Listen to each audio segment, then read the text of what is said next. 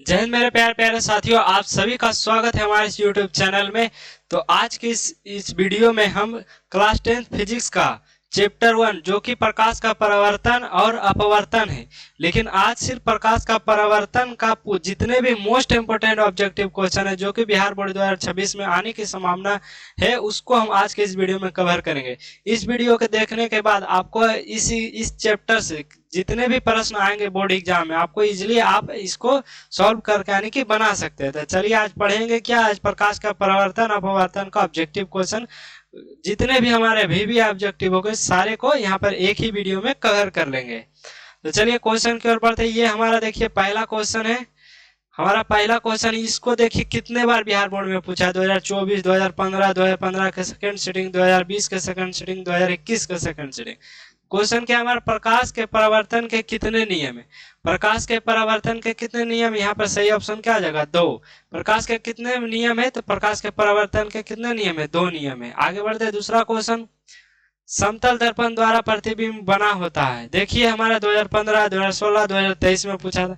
यहाँ पर देखिए क्वेश्चन क्या हो रहा है, रिपीट हो रहा है। तो हम PYQ हम सॉल्व करेंगे तो 2026 में जो भी ज्यादा क्वेश्चन आने की संभावना PYQ से ही होती है। समतल दर्पण में बना जो प्रतिबिंब होता है वो क्या होता है, काल्पनिक होता है। हमेशा समतल दर्पण और उत्तल दर्पण में केवल काल्पनिक प्रतिबिंब ही बनते हैं। आगे क्वेश्चन आ जाता है, केवल काल्पनिक प्रतिबिंब किसमें बनते हैं, काल्पनिक प्रतिबिंब किसमें बनते हैं। तो यहाँ पर सही क्या हो जाएगा, उत्तल और समतल में केवल काल्पनिक प्रतिबिंब ही यहाँ पर बनते हैं। आगे बढ़ते हैं तो इसका क्या आ जाएगा, ऑप्शन बी सही आंसर हो जाएगा। तीसरा क्वेश्चन, प्रकाश की किरण गमन करती है। प्रकाश की किरण किस रेखा में गमन करती है, तो हमारा सीधी रेखा में। प्रकाश की किरणें वो किस रेखा में गमन करती है, तो हमेशा सीधी रेखा में। यह क्वेश्चन देखिए 2025, 2017 और 2020, यानी कि 2017 में बाद 3 साल बाद रिपीट हुआ 2020 में, फिर 4 साल बाद यानी कि 5 साल बाद 2025 में पूछा। हो सके तो 2026 में आ जाइए क्वेश्चन। तो इसको आप याद कर ले कि प्रकाश की किरणें गमन करती है हमेशा सीधी रेखा में। आगे बढ़ते हैं, चौथा नंबर क्वेश्चन, तेल से लगा हुआ कागज होता है। 2025-2021 में पूछा है। तेल से लगा कागज पारदर्शक नहीं होता, अपारदर्शक भी नहीं होता, पारभासी होते। पारभाषिक मतलब थोड़ा थोड़ा प्रकाश की किरणें आर पार होती है। तेल से लगा कागज में क्या था, थोड़े थोड़े किरणें क्या था, जो तेल के कागज से आर पार थोड़े थोड़े होती है, पूरी मात्रा में नहीं होती है। उसी को क्या कहते हैं, पारभासी कहते हैं। आगे बढ़ते हैं पांचवा नंबर क्वेश्चन देखिए, दर्पण के सामने किसी भी दूरी पर स्थित वस्तु का प्रतिबिंब सीधा प्रतीत होता तो वह दर्पण। सीधा प्रतिबिंब किस में बनता है, केवल समतल में नहीं, केवल उत्तल में नहीं, केवल उत्तल में यानी कि अवतल में नहीं, या तो समतल या तो उत्तल, यही इसका सही आंसर हो जाएगा। सीधा प्रतिबिंब केवल बनती तो अवतल में है, लेकिन या तो समतल में बनेगा या तो उत्तल में बनेगा। यह क्वेश्चन देखिए 2022 और 2020 में आया था। छठा नंबर क्वेश्चन देखते हैं। यह क्वेश्चन देखिए 2024-2013 में आया था, यानी कि 13 के बाद 2024 में पूछ दिया। हो सके 14 वाला 2026 में पूछ दे, 10 साल बाद पूछ देता है। तो PYQ उसको पढ़ना बहुत ही जरूरी हो जाता है। यहाँ पर देखिए, किसी बीम का अवतल दर्पण द्वारा प्रतिबिंब आभासी, सीधा, बड़ा पाया गया तो वस्तु की स्थिति क्या होगी। देखिए अवतल दर्पण में एक ही कंडीशन में आभासी प्रतिबिंब बनता है, एक ही, बाकी सब में क्या था, काल्पनिक यानी कि वास्तविक प्रतिबिंब बनता है। अवतल दर्पण में केवल एक ही ऐसा स्थिति होता है जहां पर आभासी प्रतिबिंब बनता है, वो होता है दर्पण के ध्रुव और मुख्य फोकस के बीच, क्या यानी कि P और F के बीच, P और F के बीच, यानी कि मुख्य अक्ष यानी कि ध्रुव और क्या फोकस के बीच में ही बनती है। ऑप्शन नंबर डी इसका सही आंसर हो जाएगा। आगे बढ़ते हैं सातवां नंबर क्वेश्चन देखिए, काल्पनिक या आभासी प्रतिबिंब होता है। काल्पनिक प्रतिबिंब हमेशा सीधा होता है, काल्पनिक प्रतिबिंब हमेशा क्या होता है, सीधा, और वास्तविक प्रतिबिंब हमेशा उल्टा होता है। वास्तविक प्रतिबिंब जो हमारा होता है वो क्या होता है, वो हमारा क्या होता है, उल्टा होता है। वास्तविक प्रतिबिंब उल्टा, आभासी प्रतिबिंब होता है जो सीधा होता है। आगे बढ़ते हैं, यह भी क्वेश्चन देखिए 2025-2015 में पूछा था। आगे बढ़ते हैं, 8वां नंबर क्वेश्चन देखिए, हजामत के लिए यानी कि जो सर मुंडन होता है, सर मुंडन के लिए किस दर्पण का उपयोग किया जाता है? देखिए सर मुंडन के लिए हमें सर क्या चाहिए? बड़ा, बड़ा, बड़ा प्रतिबिंब केवल केवल अवतल दर्पण में ही बनता है। बड़ा प्रतिबिंब केवल केवल अवतल दर्पण में ही बनता है, इसलिए सबसे इसका सही आंसर क्या हो जाएगा? अवतल दर्पण। देखिए 2024 2017 में आया था। आगे बढ़ते हैं 9वां नंबर क्वेश्चन। ये भी क्वेश्चन देखिए 2024 2018 में आया था। यदि किसी बीम के प्रतिबिंब का आवर्धन ऋणात्मक हो, आवर्धन हुआ माइनस, तो बना आभासी और सीधा। आभासी और सीधा हमें अब बताया, आभासी मतलब काल्पनिक होता है। यहाँ पर क्या होता है? काल्पनिक। आभासी मतलब काल्पनिक। काल्पनिक प्रतिबिंब हमेशा सीधा, अवास्तविक प्रतिबिंब हमेशा उल्टा। तो जब भी आवर्धन माइनस में हो तो प्रतिबिंब काल्पनिक बनता, प्लस में हो तो क्या होता? यहाँ पर प्लस में आ जाए तो हमारा वास्तविक बनता। आगे बढ़ते हैं 10वां नंबर क्वेश्चन के देखिए 2025-2018 में आया था। निम्नलिखित में कौन सा उत्तल दर्पण की फोकस दूरी है जिसकी त्रिज्या क्या हमारा 32, यानी कि हमारा आर बराबर दिया है 32, हमें क्या निकालना है? एफ निकालना है। तो एक सूत्र आपको पता ही होगा, आर बराबर 2f। तो एफ निकालेंगे तो यहाँ पर आर बटा 2 हो जाएगा, यानी कि 32 और बटा में 2 16। अब यहाँ पर सवाल आता है कि 16 प्लस में कि या माइनस में। तो यहाँ पर ध्यान से देखिए, उत्तल दर्पण की जो फोकस दूरी होती है वह धनात्मक होती है और अवतल दर्पण की फोकस दूरी होती है जो कि ऋणात्मक होती है, यानी कि ऋणात्मक यानी कि माइनस। तो अवतल दर्पण यहाँ पर अवतल की माइनस और उत्तल की प्लस, तो प्लस में 16। ऑप्शन सी इसका सही आंसर हो जाएगा। आगे बढ़ते 11 नंबर क्वेश्चन। निम्न में से किस दर्पण की फोकस दूरी धनात्मक? देखिए आ गया, धनात्मक रहा तो अवतल, सॉरी धनात्मक रहा तो उत्तल, सॉरी यहाँ पर उल्टा हो गया, धनात्मक रहा था क्या? उत्तल, और ऋणात्मक रहा था अवतल। माइनस रहा था अवतल और प्लस रहेगा तो उत्तल। सिंपल सी, किसकी फोकस दूरी क्या होती है? धनात्मक। तो उत्तल दर्पण की फोकस दूरी धनात्मक होती है और अवतल दर्पण की फोकस दूरी ऋणात्मक होती है। ये भी क्वेश्चन देखिए रिपीट है, 2019 के बाद 2025 में पूछ दिया था। यह क्वेश्चन देखिए, किसी कार के अग्रदीप में प्रयुक्त दर्पण निम्नलिखित में से कौन सा? कार है, जैसे मान लीजिए एक कार है, कार देखिए हम छोटा से कार बना लेते हैं, इसमें हेडलाइट होता है, जो हेडलाइट होता है आगे का जो हेडलाइट होता है उसमें जो दर्पण होता है वो अवतल दर्पण है। क्यों? क्योंकि ये क्या होता है? प्रकाश की किरणें को फैला देता है। क्या करता है? फैला देता है और बड़ा कर देता है। नहीं, फैला देना मतलब बड़ा कर देना। और अवतल दर्पण क्या होता है? जो एक ही बिंदु पर अपसरित हो जाता है। आप पढ़े होंगे अपसरित और अब अभिसारी दर्पण पढ़े होंगे। अभिसारी दर्पण उत्तल दर्पण अवतल दर्पण को कहते हैं, और क्या अपसारी उत्तल दर्पण को कहते हैं। अभिसारी, इसको अभिसारी कहेंगे, इसको अभिसारी पूछ देता है कभी कभी। अभिसारी अवतल को कहेंगे और अपसारी उत्तल को कहेंगे। अपसारी किसको कहेंगे? उत्तल दर्पण को। क्लियर? कोई दिक्कत? अग्रदीप में अवतल दर्पण का प्रयोग किया जाता है। क्लियर हो गया? दाढ़ी बनाने के लिए कौन सा दर्पण प्रयुक्त होता है? 2011 2000 यहाँ पर 15 है, 2015 2016 2021 में पूछा था। दाढ़ी बनाने में हमेशा अवतल दर्पण का प्रयोग किया जाता है। क्यों? क्योंकि ये जो भी इमेज रहता है उसको बड़ा करके दिखाता, क्या बड़ा करके दिखाता, जिससे लोगों को कटने या छीलने का डर यहाँ पर खत्म हो जाता है। इसलिए इसका दाढ़ी बनाने के लिए अवतल दर्पण का यहाँ पर प्रयोग किया जाता है। 14 नंबर क्वेश्चन देखिए, अवतल दर्पण में बना प्रतिबिंब यानी बना अवतल दर्पण में बना काल्पनिक प्रतिबिंब होता है।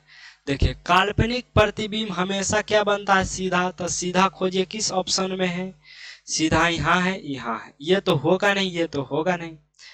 अब देखिए दो जगह सीधा। अब देखिए काल्पनिक प्रतिबिंब हमेशा क्या था? जो उत्तल दर्पण जो होता है उत्तल दर्पण, वह प्रतिबिंब छोटा बनाता है। क्या बनाता है? छोटा। तो छोटा है यहाँ पर देखिए ऑप्शन सी सही आंसर होगा। आवर्धित मतलब होता है बड़ा। तो बड़ा प्रतिबिंब कौन बनाता है? अभी हम बताएं, अवतल दर्पण बड़ा प्रतिबिंब बनाता है, जिससे दाढ़ी बनाने के लिए प्रयोग किया जाता है, जिससे चेहरा क्या होता है? बड़ा बड़ा दिखता है। इसलिए डॉक्टर भी इसका यूज करता है अंदरूनी जो आंख नाक गला में अंदर देखने के लिए, उसमें जो दर्पण लगा रहता है कैमरे के लेंस में लगा रहता है, यानी कि कैमरे के आगे जो लगा रहता है वो क्या है? उसमें लगा रहता है अवतल दर्पण, जिससे बड़ा फिगर दिखता है, जिसमें डॉक्टरों को हेल्प होती है। तो डॉक्टर में जो भी आएगा क्वेश्चन भी पूछता है कि डॉक्टर आंख नाक गला देखने के लिए किस दर्पण का प्रयोग किया जाता है, तो अवतल दर्पण का प्रयोग किया जाता है। ये भी क्वेश्चन देखिए 2025, 2021, 2021 के सेकंड सीटिंग में, फर्स्ट और सेकंड दोनों सीटिंग में आया था। आगे बढ़ते हैं 15 नंबर क्वेश्चन।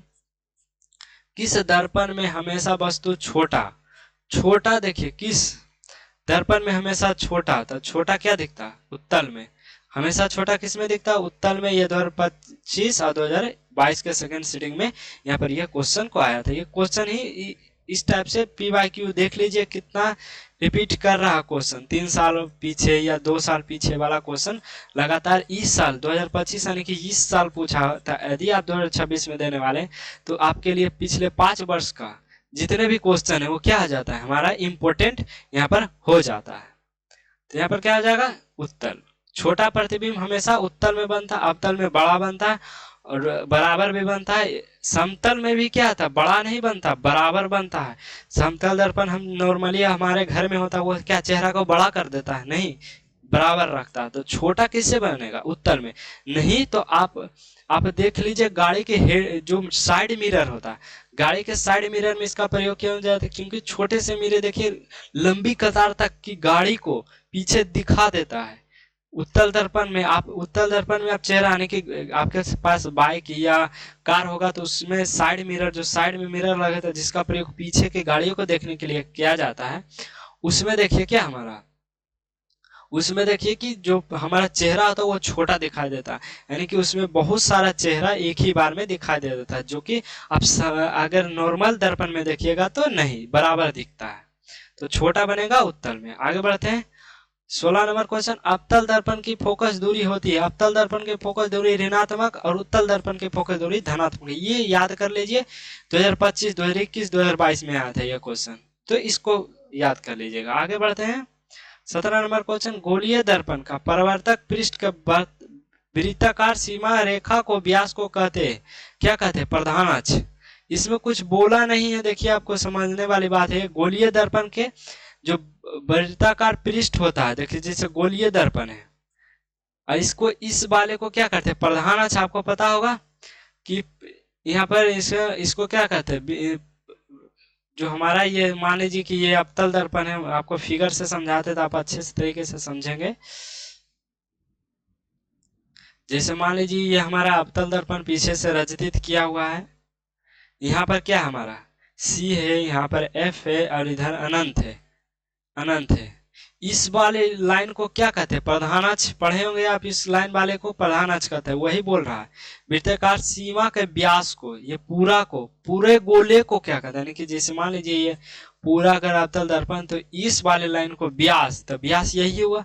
यदि त्रिज्या पूछता तो हम बोल सकते थे मुख्य फोकस, यानी कि फोकस दूरी, फोकस यानी कि मुख्य फोकस बोल सकते, लेकिन पूरा व्यास पूछा। यहाँ पर देखिए व्यास, तो व्यास हमारा क्या आ जाएगा? प्रधान अक्ष। इसका सही ऑप्शन क्या आ जाएगा? प्रधान अक्ष। चलिए आगे बढ़ते हैं।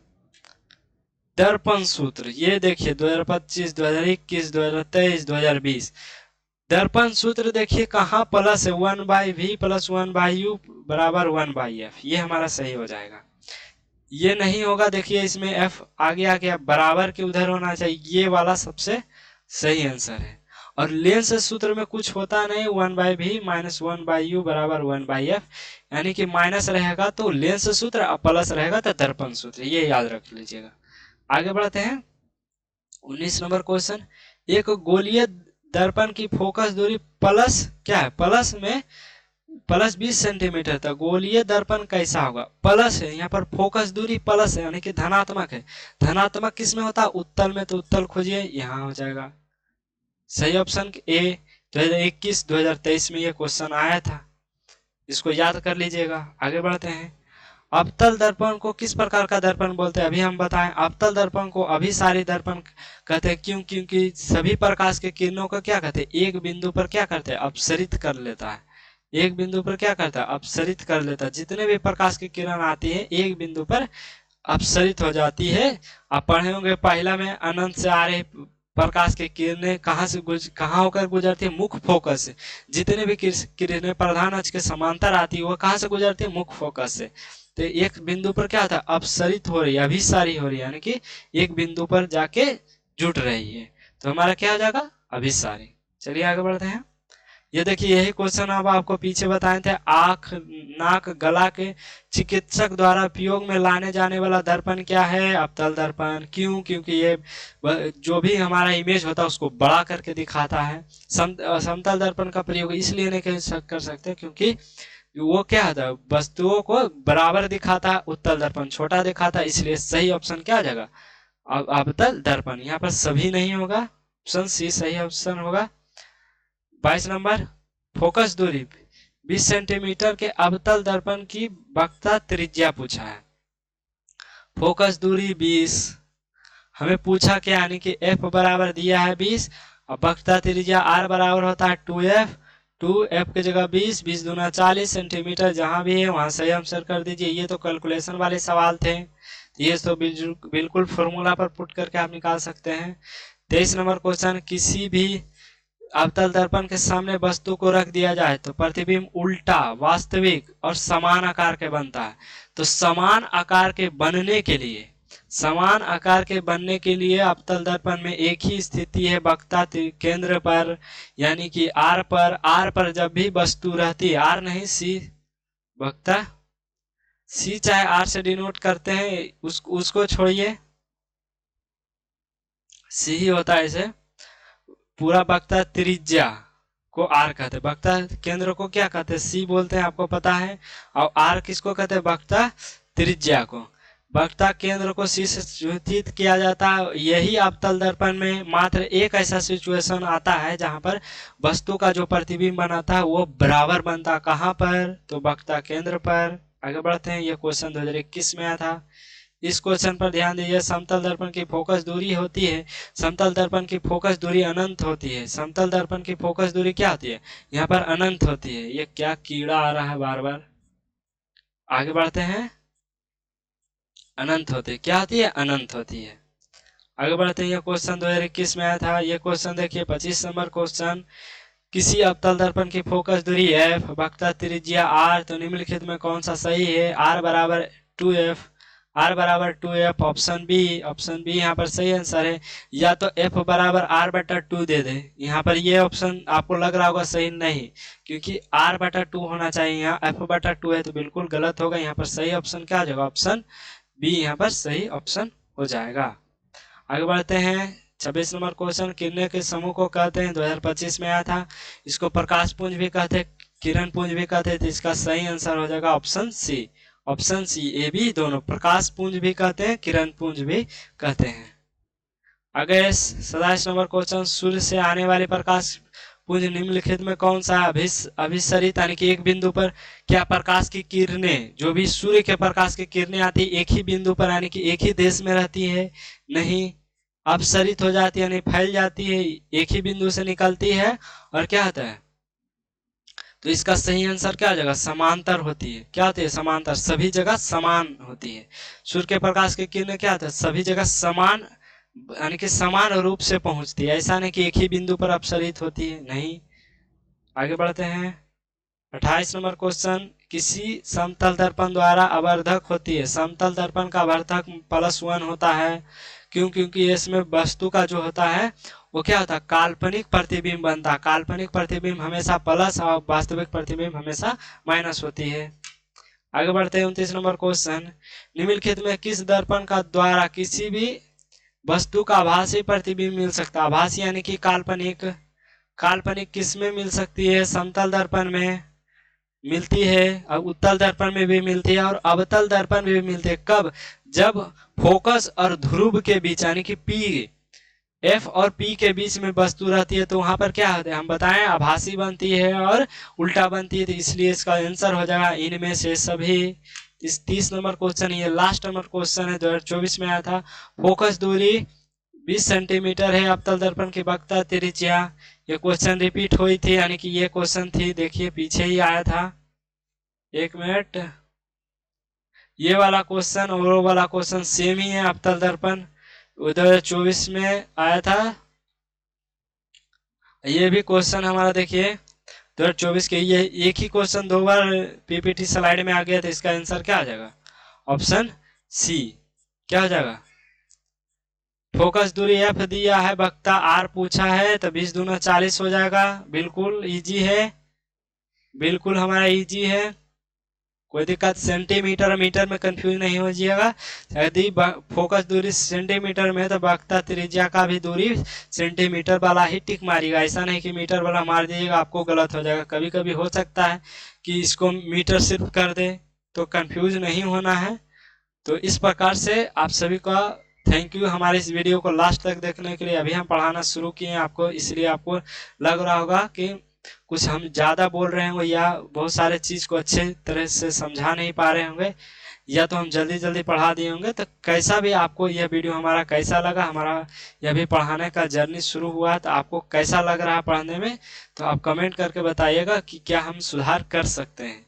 तो कमेंट जरूर कीजिएगा। बहुत बहुत शुक्रिया आपको इस वीडियो में जुड़ने के लिए। और जो हम क्वेश्चन बता रहे हैं, भले हम अभी शुरुआत किए पढ़ाने के लिए, जो क्वेश्चन बता रहे हैं बहुत ही मोस्ट इम्पोर्टेंट क्वेश्चन। क्योंकि हमने भी अपने प्रिपरेशन में लगभग 88 से 89% स्कोर किया हूँ। तो हमको पता है कि कौन सा क्वेश्चन बैंक कैसा पढ़ना है, नोट्स कैसे बनाना है। तो सारे इन सभी चीज़ों को जानकारी प्राप्त करने के लिए चैनल को जरूर सब्सक्राइब करके रखें। और हमने चैनल पर भी बताया है कि क्वेश्चन बैंक कैसे पढ़ें या नोट्स कैसे बनाएं। तो आप उस वीडियो को जाकर जरूर देखिएगा।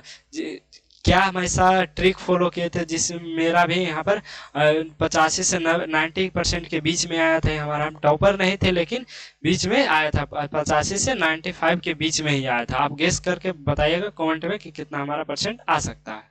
तो चलिए मिलते हैं नेक्स्ट वीडियो में, जब तक के लिए जय हिंद जय भारत।